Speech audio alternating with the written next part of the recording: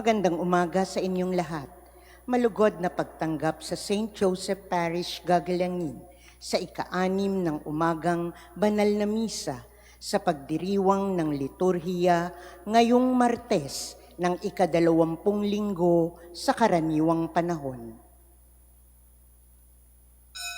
Tumayo po ang lahat at tayo'y makiisa sa banal na misa na pamumunuan ng ating Kura Paroko, Reverendo Padre Douglas D. Badong.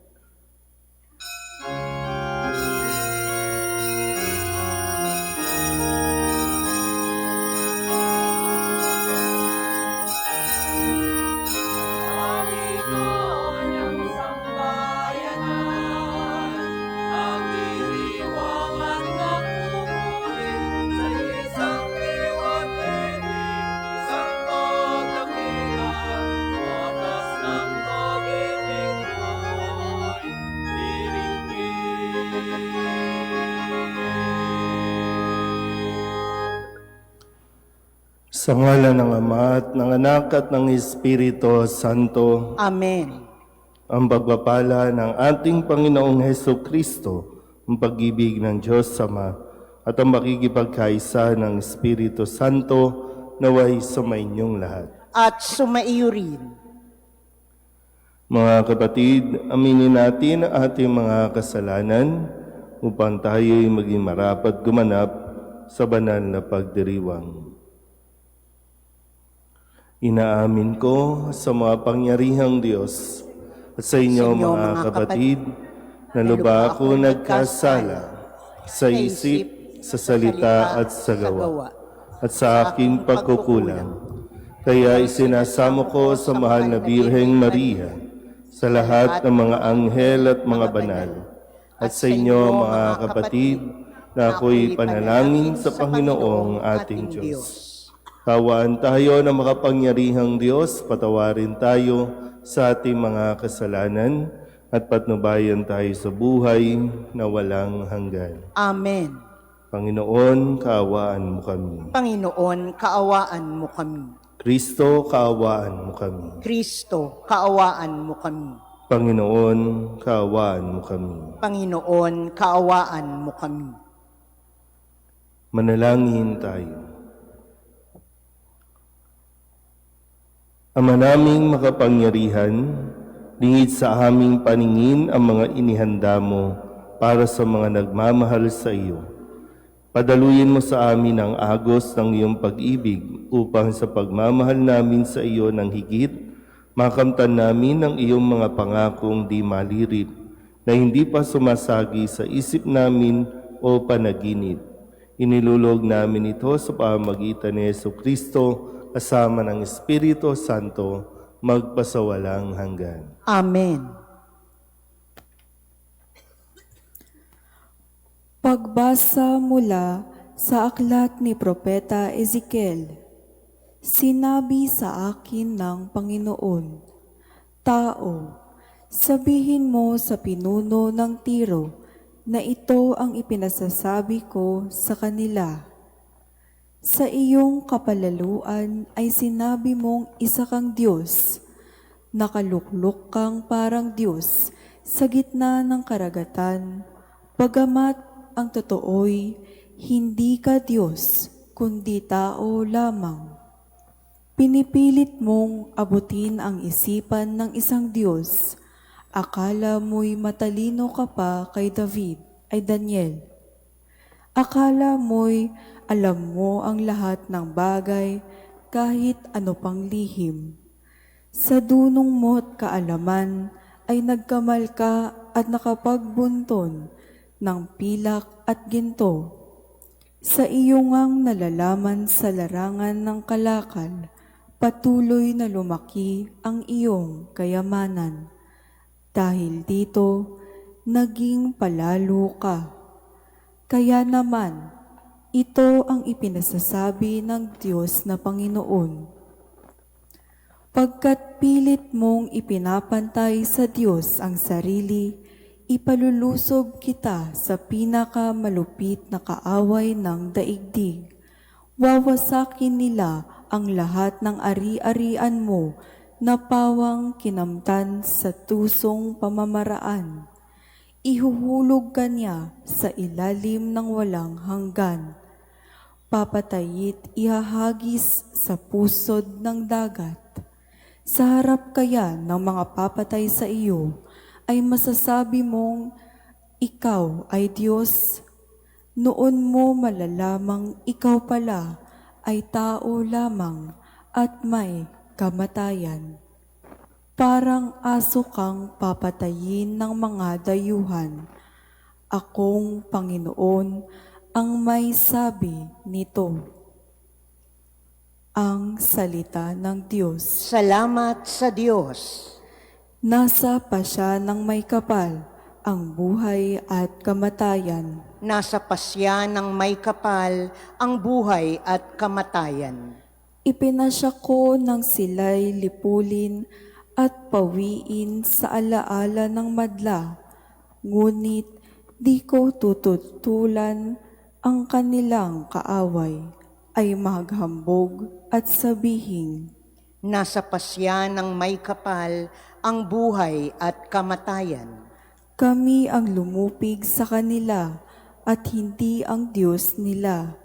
Mahina ang pangunawa ng Israel at sila'y maituturing na bansang mangmang. Nasa pasya ng may kapal ang buhay at kamatayan.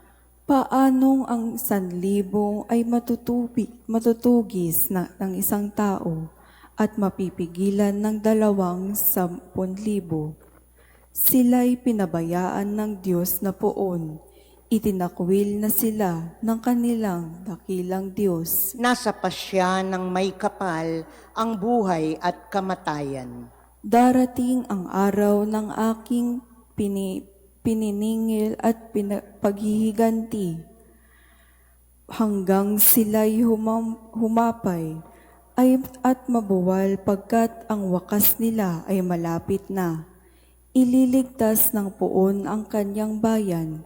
Siya'y mahahabag sa mga naglilingkod sa kanya. Nasa pasya ng may kapal ang buhay at kamatayan. Magsitayo po ang lahat.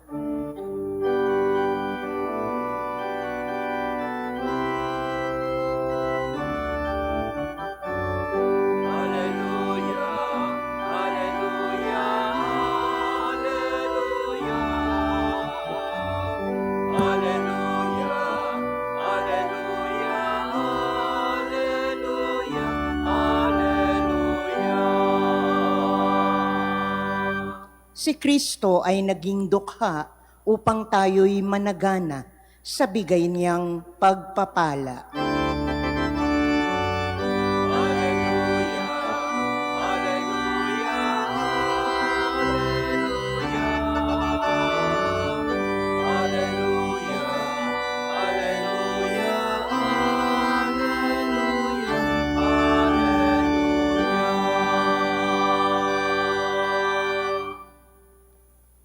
Sumainyo ang Panginoon. At sumaiyo rin Ang mabuting balita ng Panginoon ayon kay San Mateo. papuri sa iyo, Panginoon. Noong panahong iyon, sinabi ni Jesus sa kanyang mga alagad, "Sinasabi ko sa inyo, napakahirap mapabilang ang mayayaman sa mga pinaghaharian ng Diyos. At sinasabi ko rin sa inyo, madali pang makaraan ng kamelyo sa butas ng karayom kaysa pasakop sa paghahari ng Diyos, ang isang mayaman." Nagtaka ang mga alagad nang marinig ito, kaya't naitanong nila, "Kung gayon, sino po ang maliligtas?" Tinitigan sila ni Jesus at sinabi, "Hindi ito magagawa ng tao, ngunit magagawa ng Diyos ang lahat ng bagay."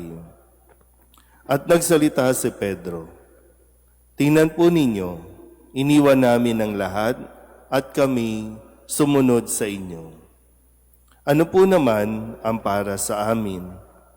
Sinabi sa kanila ni Jesus, "Tandaan ninyo ito, kapag nakaluklok na ang anak ng tao sa kanyang maringal na trono sa bagong daigdig. Kayong sumunod sa akin ay luluklok din sa 12 trono upang hukuman ang 12 lipi ng Israel.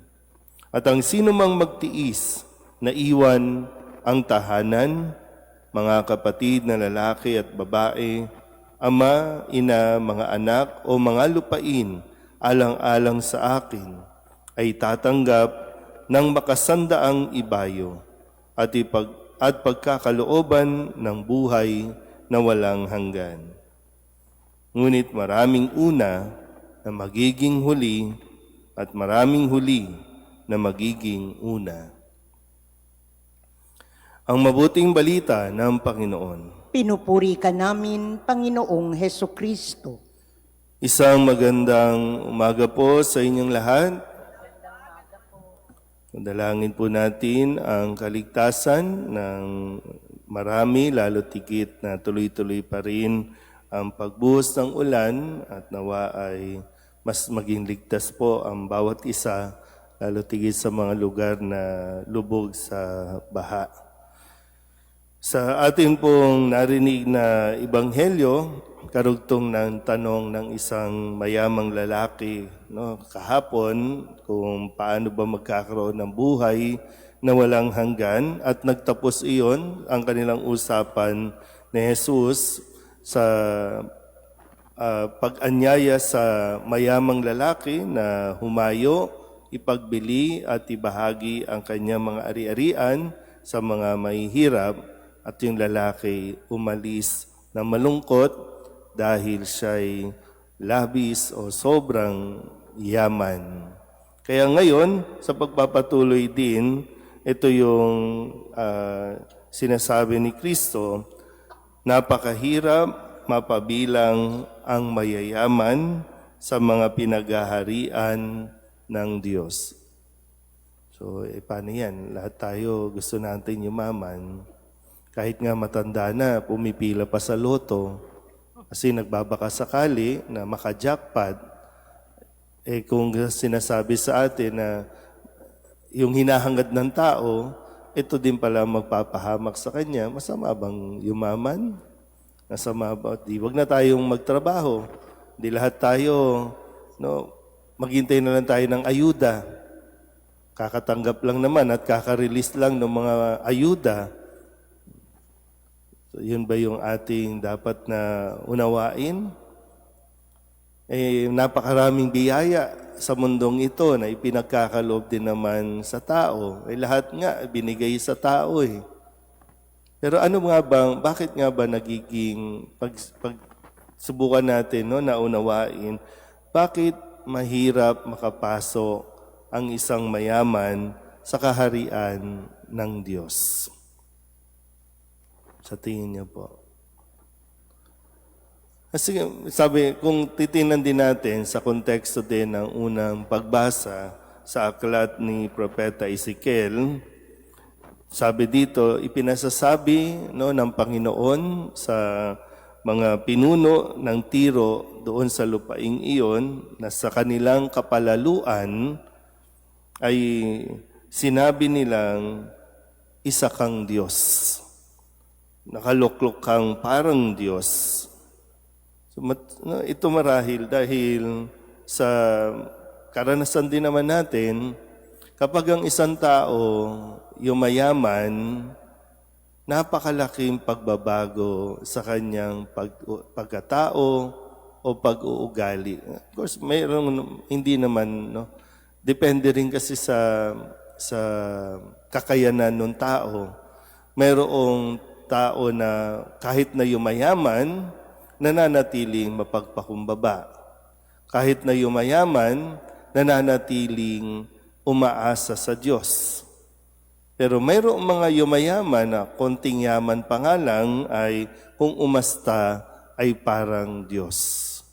Mayroong mga tao na kapag yumaman, gagamitin ng pera para pasunurin ang mga tao, para pahirapan naman, at lalo tigid, may mga yumayaman dahil sa mga mahihirap. Kaya minsan, ayaw ng mga mayayaman na makaahon ang mahihirap sa kanilang kahirapan kasi ang gusto nila, sila lang ang yumaman. Pero sadyang, di ba, kailan ba nagiging tama na para sa tao ang kanyang natatanggap? Hanggang kailan? Hanggang kailan masasabi ng tao na okay na ako? Kasi kahit mayaman na, sasabihin niya, hindi pa rin siya mayaman. Kaya sige pa rin, porsige ng porsige. Para lang yumaman, kailangan sirain ng kalikasan. Kaya butas dito, butas doon, sira ng kabundukan, sira dito. Kasi kulang eh. Kahit nagabundok na ang pera ng tao, parang kulang pa rin. So kailan magiging sapat ang kayamanan ng isang tao? Dahil nga ang kayamanan na sinasabi sa atin na nawa matagpuan natin ay ang kayamanang nasa langit. Kaya nga sinabi ni Kristo kahapon, kung gusto mong magkaroon ng buhay na walang hanggan, itong isang taong ito na napakayaman, ibahagi mo sa mga mahihirap, ibahagi mo sa kapwa ang iyong ari-arian. Pero kabaliktaran kasi, no, na kapag yumayaman, lalong ang pakiramdam, kulang pa rin, kaya kailangan pa ng yaman, ng yaman, ng yaman. Hanggang sa hindi mo na namamalayan, alipin na tayo ng pera.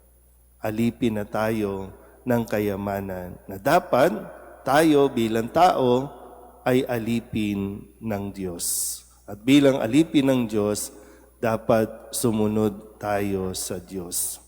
At makakatulong ang ating mga biyaya, ang ating mga grasya, ito nawa at dapat na nakakatulong magpalapit sa atin sa Diyos.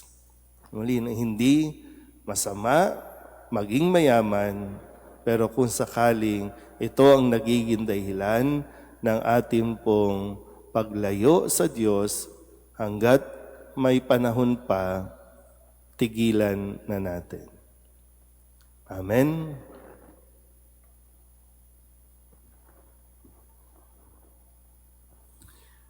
Manalangin tayo sa Diyos Ama para sa katatagan na mapaglabanan ang tukso ng material na bagay at kasiguruhan ang ating itutugon.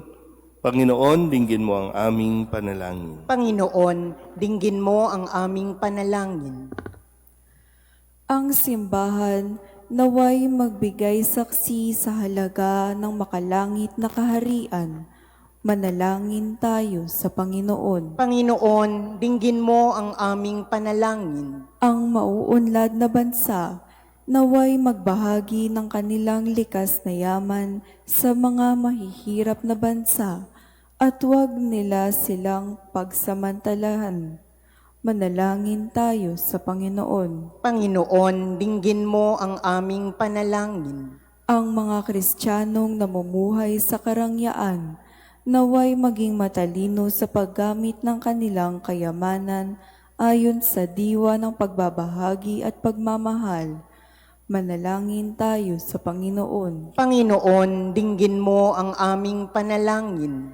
Sa mga matatanda, dukha at may sakit, naway maipakita natin ang ating pagkalinga at habag.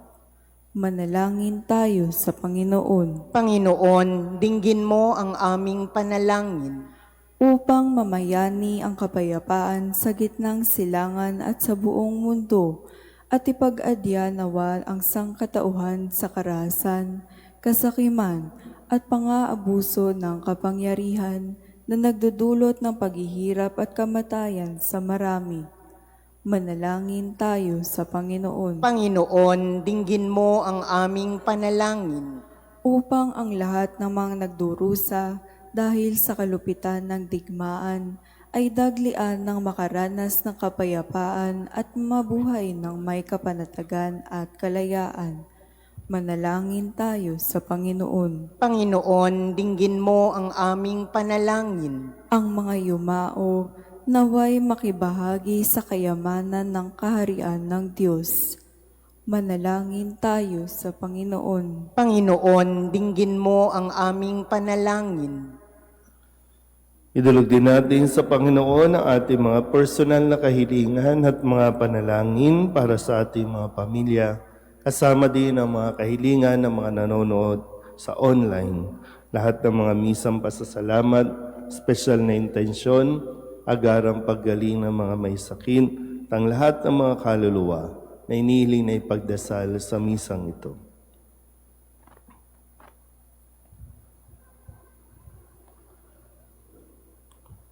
Ang lahat ng ito inihiling namin sa ngalan ni Kristong aming Panginoon. Amen.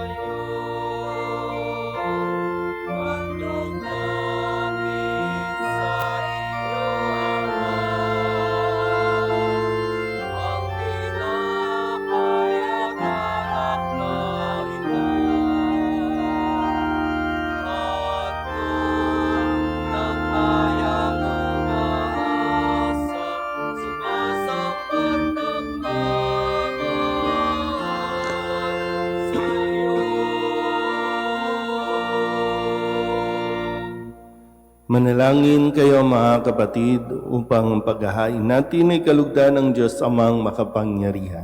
Tanggapin nawa ng Panginoon itong paghahain sa iyong mga kamay, sa kapurihan niya at karangalan sa ating kapakinabangan at sa buong sambayanan niyang banal. Ama naming lumikha, tanggapin mo ang mga alay upang maganap ang pagpapalitan ng iyong kaloob at ng aming handog sa aming paghahain na iyon na ring ibinigay para kami maging marapat na iyong paunlakan sa pamamagitan ni Jesucristo kasama ng Espiritu Santo magpasawalang hanggan. Amen. Sumainyo ang Panginoon. At sumaiyo rin. Itaas sa Diyos ang inyong puso at diwa. Itinaas na namin sa Panginoon. Pasalamatan natin ang Panginoong ating Diyos. Marapat na siya'y pasalamatan. Ama naming makapangyarihan, tunay ngang marapat na ikaw ay aming pasalamatan. Sa iyong paglingap at kagandahang loob, ang tao'y nilikamot pinangangasiwa sa sansinukob. Sa hangad mong siya'y iwastong lubos, siya'y pinagdusa mo sa kanyang pagtalikod. Sa iyong paggiliw, iyong ipinahintulot na makabalik siya sa pamamagitan ni Kristo Jesus. Kaya kaysa ng mga anghel na nagsisiawit ng papuri sa iyo, nang walang humpay sa kalangitan, kami nagbubunyi sa iyong kadakilaan.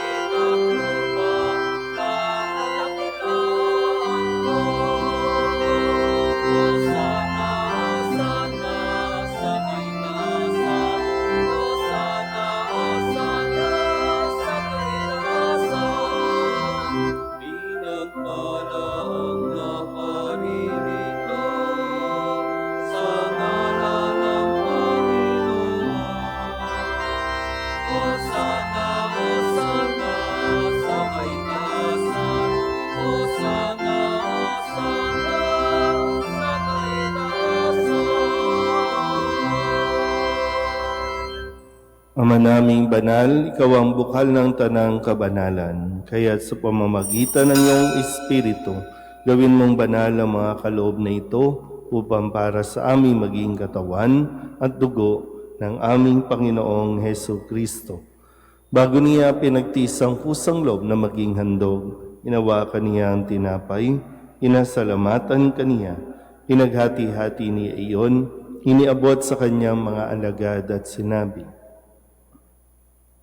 "Tanggapin ninyong lahat ito at kanin, ito ang aking katawan na ihahandog para sa inyo."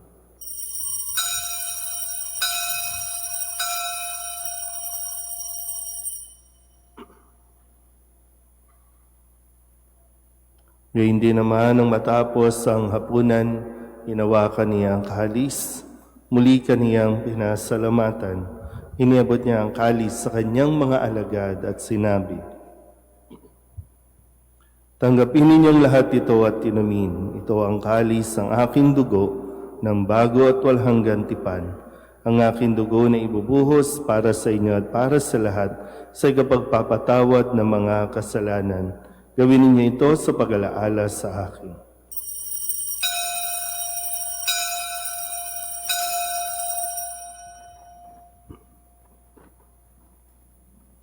Ipagbunyi natin ang misteryo ng pananampalataya. Si Kristo'y namatay, si Kristo'y nabuhay, si Kristo'y babalik sa wakas ng panahon. Ama, ginagawa namin ngayon ang pag-alaala sa pagkamatay at muling pagkabuhay ng iyong anak. Kaya tiniaalay namin sa iyo ang tinapay na nagbibigay buhay at ang kalis na nagkakaloob ng kaligtasan. Kami napapasalamat dahil kami iyong minarapat na tumayo sa harap mo para maglingkod sa iyo. Isinasamo namin kami magsasalo-salo sa katawan at dugo ni Kristo ay mabuklod sa pagkakaisa sa pamamagitan ng Espiritu Santo. Ama, lingapin mo ang iyong simbahang laganap sa buong daigdig. Puspusin mo kami sa pag-ibig kaysa ni Leon na aming Papa at ni Jose na aming Obispo at ng Tanang Kaparian. Alalahanin mo rin ang mga kapatid naming nahimlay na may pag-asang sila'y muling mabubuhay, hindi ng lahat ng mga pumanaw. Kawaan mo sila at patuloyin sa iyong kaliwanagan. Kawaan mo at pagindapating kaming lahat na makasalo sa iyong buhay na walang wakas. Kaysa ng mahal na Birheng Maria na ina ng Diyos, ng kabiyak ng puso niyang si San Jose. Kaysa ng mga apostol at ng lahat ng mga banal na namuhay dito sa daigdig ng kalugod-lugod sa iyo, may pagdiwang nawa namin ang papupuri sa ikararangal mo sa pamamagitan ng iyong anak na aming Panginoong Heso Kristo. Sa pamamagitan ni Kristo, kasama niya at sa Kanya, ang lahat ng parangal at papuri ay sa iyo, Diyos Amang makapangyarihan, kasama ng Espiritu Santo, magpasawalang hanggan.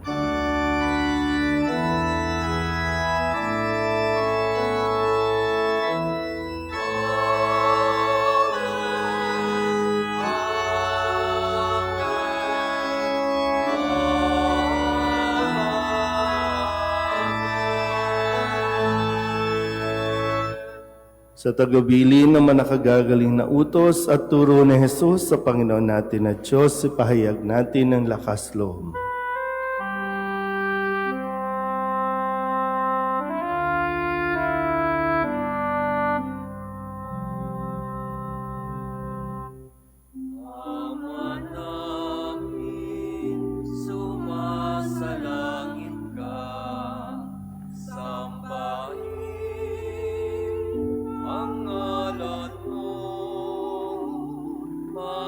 Sa amin ang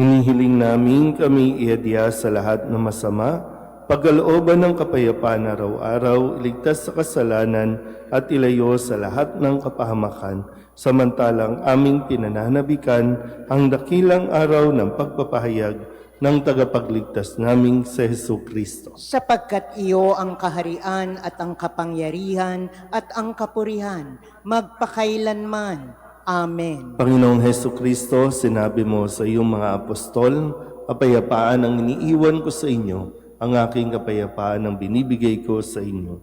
Tunghayan mo ang aming pananampalataya at huwag ang aming mga pagkakasala.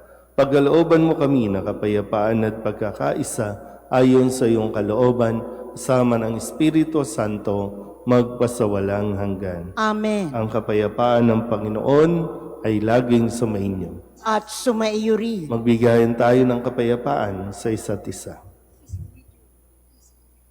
Kordero ng Diyos na nag-aalis ng mga kasalanan ng sanlibutan, maawa ka sa amin. Kordero ng Diyos na nag-aalis ng mga kasalanan ng sanlibutan, maawa ka sa amin. Kordero ng Diyos na nag-aalis ng mga kasalanan ng sanlibutan, ipagkaloob mo sa amin ang kapayapaan. Ito ang kordero ng Diyos. Ito ang nag-aalis ng kasalanan ng sanlibutan. Mapahalad ang mga inaanyayahan sa kanyang piging. Panginoon, hindi ako karapat-dapat na magpatuloy sa iyo, ngunit sa isang salita mo lamang ay gagaling na ako.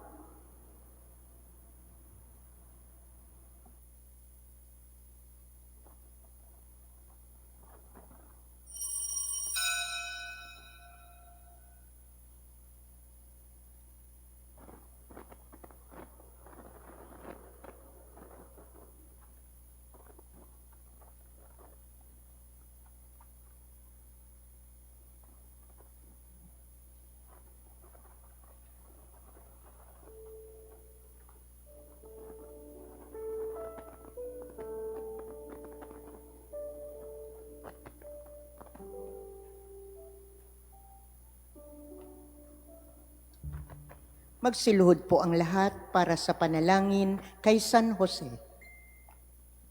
Abang tagapangalaga ng tagapagligtas, kabiyak na puso ng mahal na Birheng Maria, sa iyo ipinagkatiwala ng Diyos ang kaisa-isa niyang anak. Sa iyo nagtiwala si Maria. Sa piling mo, si Kristo'y naging tao. Maging ama ka rin sa amin, pinagpalang Jose, at gabayan mo kami sa landas ng buhay. Ihingi mo kami ng biyaya, awa at tapang, at ipagtanggol kami sa lahat ng masama. Amen. Tatayo na po ang lahat. Manalangin tayo. Ama naming mapagmahal, sa banal na pakikinabang, si Kristo ay aming pinagsaluhan. Inihiling namin kami maging katulad niya sa langit, pakundangan sa kanyang pagiging aming kaparis, bilang tagapamagitan, kasama ng Espiritu Santo, magpasawalang hanggan. Amen. Sumainyo ang Panginoon. At sumaiyo rin. At pagpalain kayo ng makapangyarihang Diyos, Ama at Anak, at Espiritu Santo. Amen. Tapos ang banal na misa, humayo tayo sa kapayapaan ni Kristo. Salamat sa Diyos. Magandang umaga po.